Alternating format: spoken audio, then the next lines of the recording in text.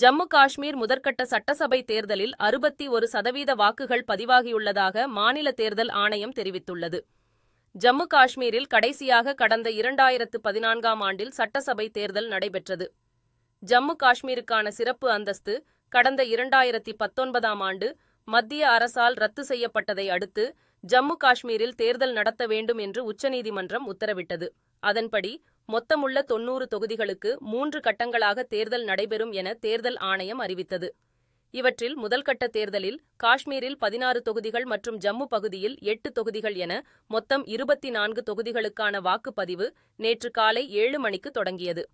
அமைதியாக நடைபெற்ற வாக்குப்பதிவு மாலை 6 மணியளவில் நிறைவடைந்தது. இதனையடுத்து முதற்கட்ட சட்டசபை தேர்தலில் 61.13% வாக்குகள் பதிவானதாக மாநில தேர்தல் ஆணையம் தெரிவித்துள்ளது. அதிக அளவாக கிஷ்த்வார் மாவட்டத்தில் 80.14% வாக்குகளும், தோடா மாவட்டத்தில் 71.34% வாக்குகளும் பதிவானதாக தெரிவிக்கப்பட்டுள்ளது. குறைந்தபட்சமாக புல்வாமா மாவட்டத்தில் 46.65% வாக்குகள் பதிவானதாக தேர்தல் ஆணையம் தெரிவித்துள்ளது.